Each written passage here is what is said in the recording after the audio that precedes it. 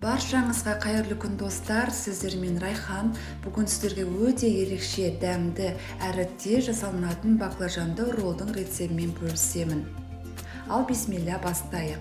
Бізге ол үшін қажетті заттар: 2 баклажан, 2 жұмыртқа, 1 қызанақ, аскөк, укроп, соус және сухари қажет болады.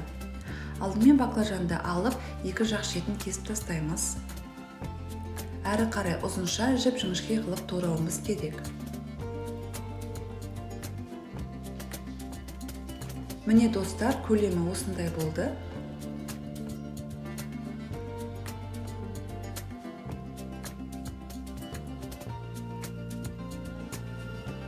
Барлық баклажандарды турап болдым. Жақсылап тұз сеуіп қоямыз, 5-10 минут уақыт керек. Келесі ингредиент бізде жұмыртқа. 2 жұмыртқамызды салып, жақсылап араластырамыз.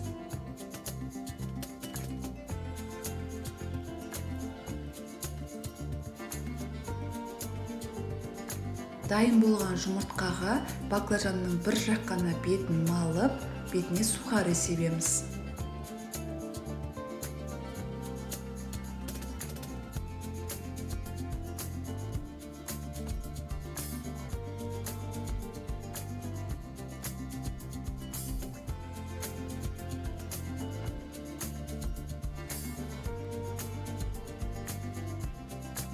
Міне достар, баклажандарымыз дайын болды.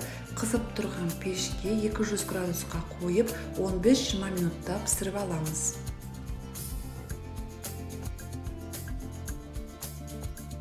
Келесі ингредиент бізде қызанақ. Қызанақтарды осылай жіңішке ұзын қылып тураймыз.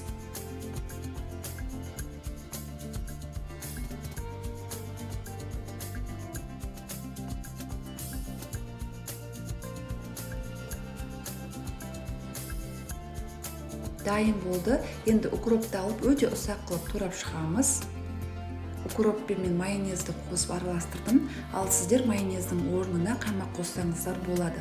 Дәміне қарай тұз сеуіп араластырамыз. Соусымыз дайын болды.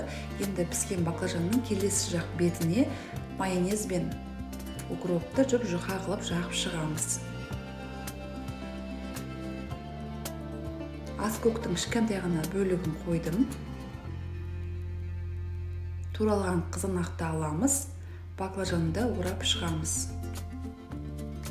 Міне осылай болып шығады.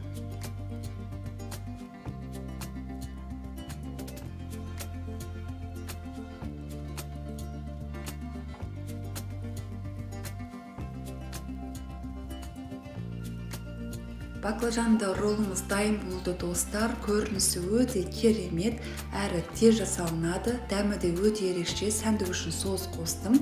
Ас болсын.